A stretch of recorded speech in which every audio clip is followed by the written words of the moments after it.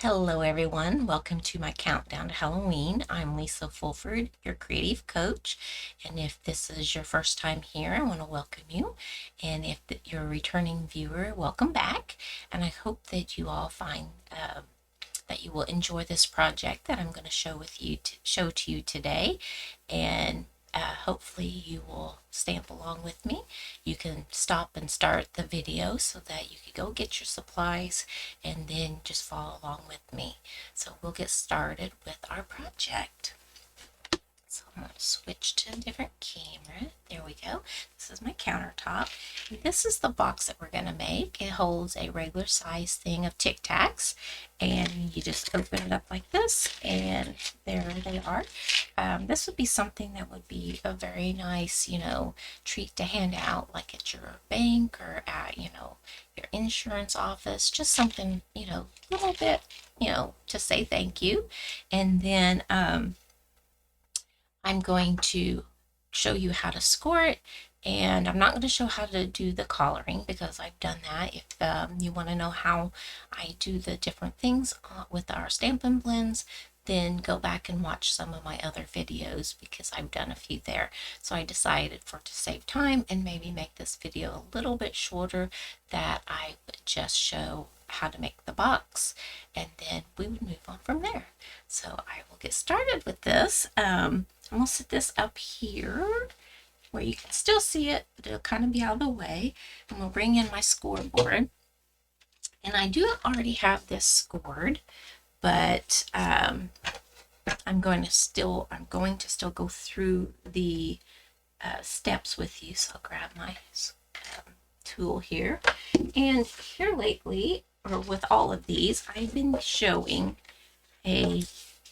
basically it is a template for the box that we're doing. And so this one here is the Tic Tac Treat Box, and it is week number 6. It starts out at 8 1/4 by 8 1/8 by 4 1/8. And so it doesn't take much cardstock. You could get at least 2 of these out of a piece of cardstock. Here in the US, I don't know about in other countries. I can't remember what their sizing is, but I think theirs is a little bit larger. So I think they could still get 2 out of it. But it shows like where your scoring lines would be on both directions, and then what you would cut away and where we need to do corner rounding. And so the stamp set that we're going to use for this is the Potions and Spells, but I've already done that stamping. I've done my cat and colored it, and I've done my stack of books and colored that, so that would save us a little bit of time. And like I said, you can always go back to one of my other videos and watch how to do that. I love our Stampin' Blends. They're a lot of fun to work with, and you can get different shades. You can mix and match. So you could do like a petal pink and then do a melon mambo. It's same with your different blues. As long as they're complementary, you can mix and match your colors, and it doesn't harm your stamp or your Stampin' Blends. And so they're a lot of fun to work with, and just kind of practice to see what all kind of like combinations that you can come up with. So we'll get started with this. So I'm going to set this right here to the side so that I can see it, and I'll put it where you can see it. So we're going to start on the long side, and like I said, I've already done this, but we're going to go ahead, I'll do it again. So we're going to score here at 1 7/8. So I'll just put that right here. So we're going to score at 1 7/8. So right here on your scoreboard, I hope you can see that. There we go.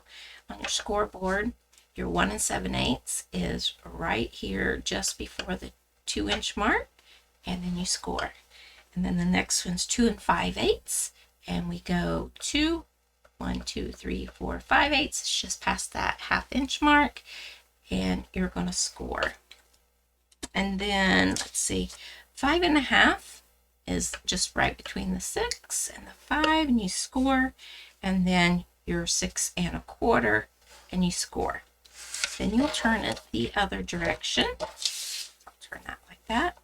And you're going to do, let's see,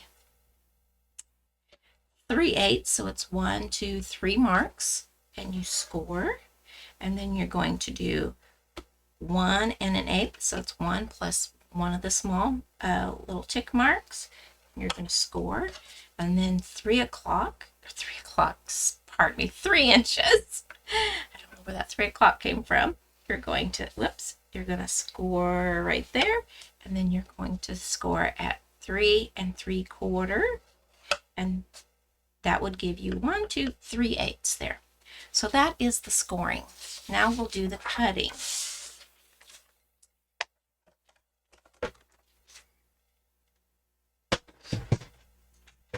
All right, so put this up here. So what we need is to cut these 4 corners away, and there will be 4. So for these 4 corners, and there will be 4 blocks. So these 2 rectangles and these here, those, these. So we'll do that first. So we're going to go 1 score line to the 2nd score line. We're going to cut up past that 1st score line. We're going to cut to the 2nd score line.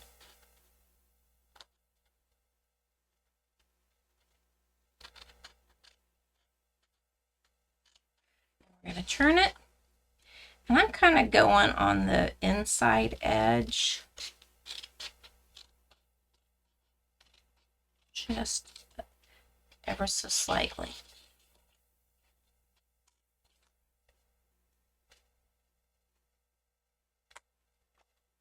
That's trash, and then we're going to do this. Well, we'll go ahead on this side. We're going to go on 1 score line, 2 score lines. Turn it, and we're going to cut through 1 score line, go to that 2nd score line to that corner where we've just stopped. There's that. So this is it. So far what it looks like. My my sample here is not 100% to scale. It's pretty close because the length, but whenever you're doing it in the program, it's, even though I'm going by the ruler on the program, it doesn't always come out precise. So then we're going to turn the other way, and we're going to go 1, 2 score lines. We're going to cut up and go past the 1st score line to the 2nd one. Come here, and we're going to cut up 1st score line to the 2nd score line. Go. We're going to go 1, 2, 1st score line, or 2nd score line, and then we're going to go 1st, oops, 2nd score line. So your piece should look similar to this. So these, there's 2 there, the middle one, and 2 here, and then 2 on each end. And it doesn't matter which end that you do for your top and what is the front of the box, but got a little piece there that doesn't want to cut away. There we go. Just a little piece there. All right, so now then, it's hard to tell that these are rounded, and so is this one. But when they're long and skinny like that, it's hard to get that rounding to show up on the sample here. So I want to come to my corner rounder, and you can use any corner rounder that you have. I'm going to fold that back so that I can get it into the corner rounder. This one here is retired, but you can use any of them that you have. You can get them at any craft store, and maybe some office supplies, I don't know. And then you press in the center, press down. Then we're going to go to this one, press down. We'll flip that back out, flip this one behind because we want both sides of this. Oops. press down. Put that in there. Press down. And then we want to do one of the ends. So I will make this one the top. Doesn't matter, but there. Turn it the other way. Make certain you get it all the way up in that corner. These are your bits that you have that are trash. All right. So we will burnish on all of these score marks. So here are the mountains, and I'm going to fold on those and put those on the inside of the box. Fold. Fold. Fold on that one. Fold on that one. We're just going to do all of those score lines.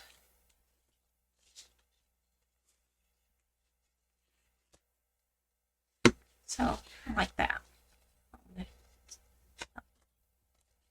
So before I go any further, there's at the bottom it tells like how many, like what sizes of the DSP that you need.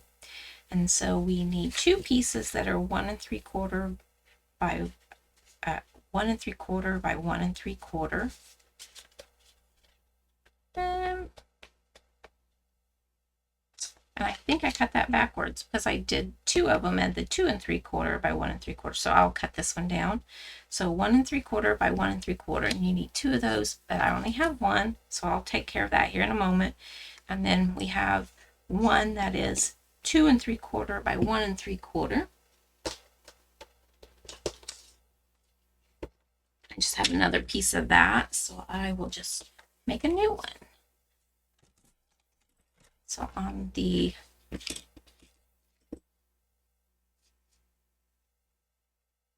and 3/4, and this is new paper that they have released, and that is, let's keep hitting my copy machine.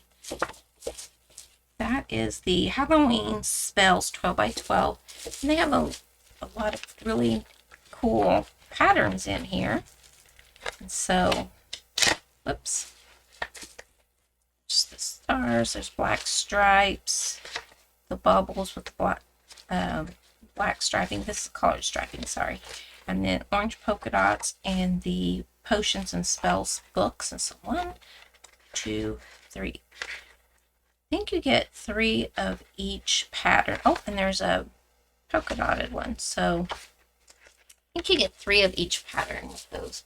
It's either 3 or 4, but it makes it where, like, if you want a scrapbook, or it also makes it nice for if you're doing a class, you have more of the same sheets of paper, so that's always nice. And if this was a directional, and it kind of is because of the little stars and the different things, you would want these to be in portrait, and this one here, it doesn't matter because it's the same, but the larger one here, I put portrait because of the direction that, you know, it needs to go. All right, so this is the inside of the box. This is the outside of the box. So this one here, when you put it down, this is rounded. The DSP is going to be rounded also, but this is the, basically, when we put it on here, we want to put it like this because this part will be what's showing down. Hope that I make sense with that. So I'll bring in my corner rounder, and my stars are going like that, so it is kind of directional, but when you cut it, you don't have to worry about the direction, but when you round it, you do. There's one.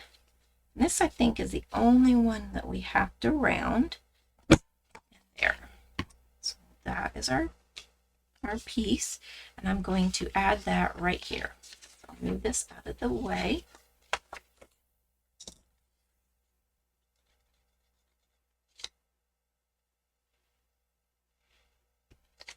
If you're enjoying the series of Countdown to Halloween, appreciate it if you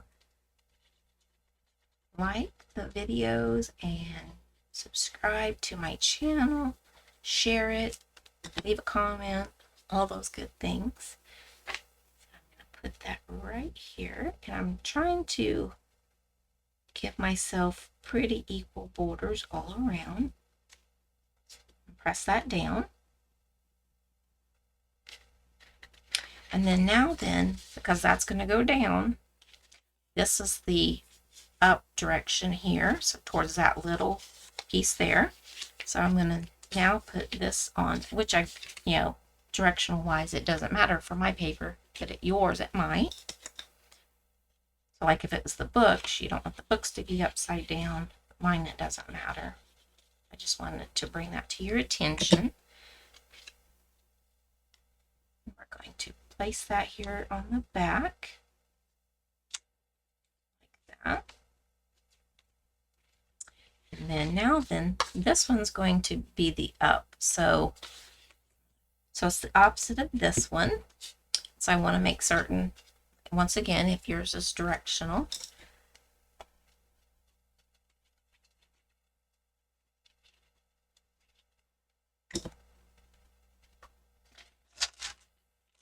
and certain I'm doing it correctly. All right, so I'm going to place that one right here.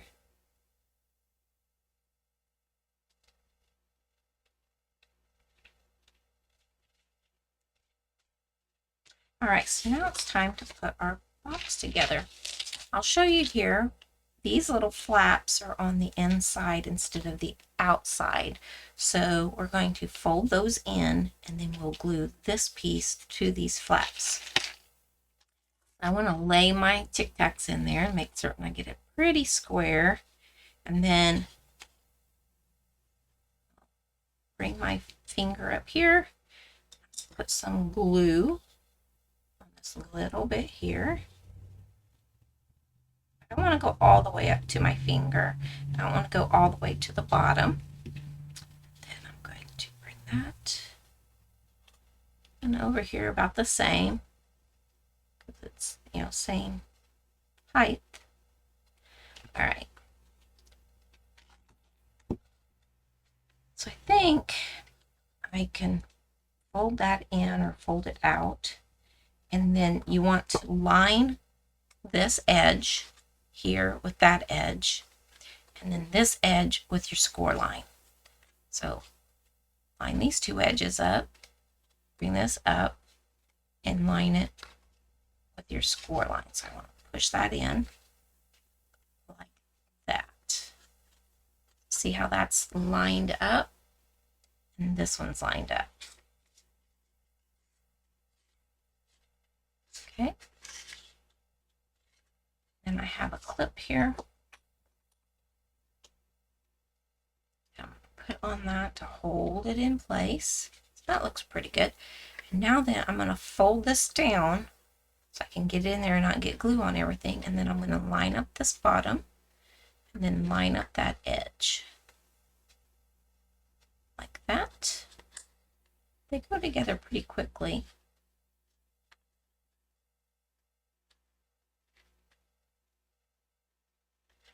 They line up, especially if you cut pretty straight and things like that.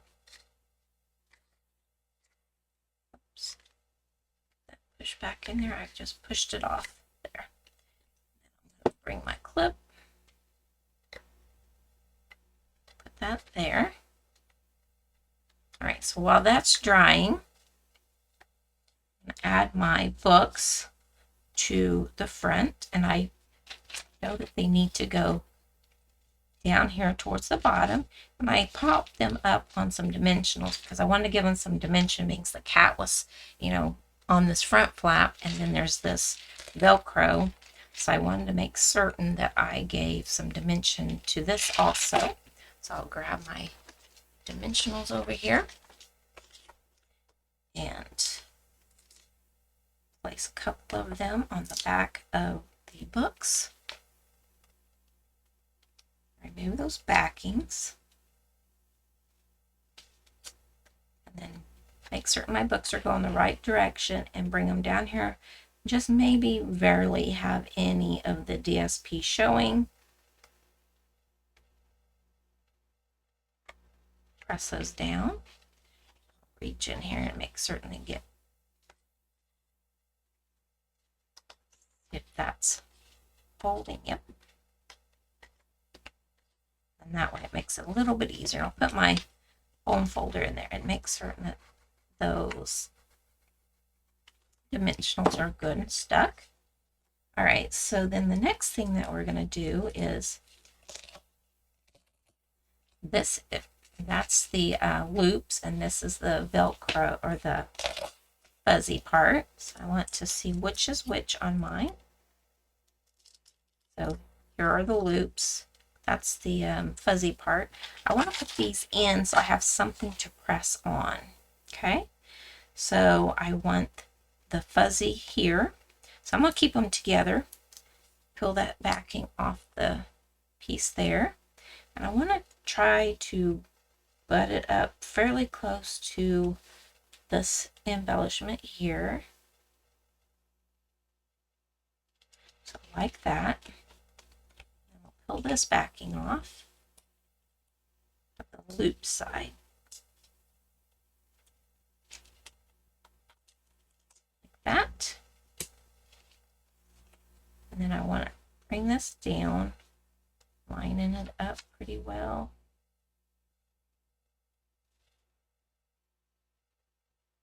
And tack it down. Pull that up, press that, and press that down. Because if you don't, when you're opening and closing it, it will pop off the cardstock. There's that, and we're almost finished. So I'm going to close that back up. We're going to put our cat so it looks like he's standing on the books, but he's on this piece. So we're going to put glue on him all but the tip of his tail. It's going to hang off just a little bit so I know I can, and down here at the bottom of his feet, you want to avoid that and the tip of his tail. I hope that makes sense what I'm saying. I figure it does, but just adding glue. So I didn't put any there. I didn't put any on the bottoms where his feet are. Bring this around. I want it to look like he's standing on the books.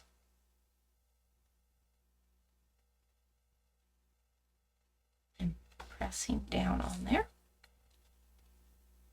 I'll open that up. Laying flat on the, see his feet to kind of hang off a little bit, and so does his tail, and then pressing on there so that the glue adheres well. And there is our box. I did one of our in color packets with this one, and I wanted to change it up for a different color, and so I used our bubbles from that DSP paper. So that is our Tic Tac box, and I hope that you enjoyed this project and that you'll make some of these. So if you do, put in the comments, you know, that you made them and how many that you did, and maybe who you gave them to. I'm thinking about maybe giving these to the ladies at the bank, and I have a few other people that I might just surprise them with it, like our accountant and different things. And so these are our two. Aren't they cute? I find them absolutely adorable. This one here, I like that pattern, but I think the green one is my favorite. So I've got the black cat on there, and I gave him a little bit of dimension, like the way I colored him. Then I went over him with our color lifter to make him look like he had fur on him. So aren't they just adorable? And I think I got the green and yellow, the fall colored Fruit Adventure Tic Tacs at like a local Dollar General or something like that. So there we go. So thank you for joining me. And like I said, like, share, subscribe. I'm trying to grow my channel, and so I want to thank you all for joining me and pressing play on this video, and I will bring you another one of my countdown to Halloween. I'm almost caught up, so there'll be a few each week. So until it, I'm trying to finish it on the 21st instead of the 28th, so that you have a chance to make these boxes and things. So, so happy stamping, and thank you so much for joining me. Bye bye.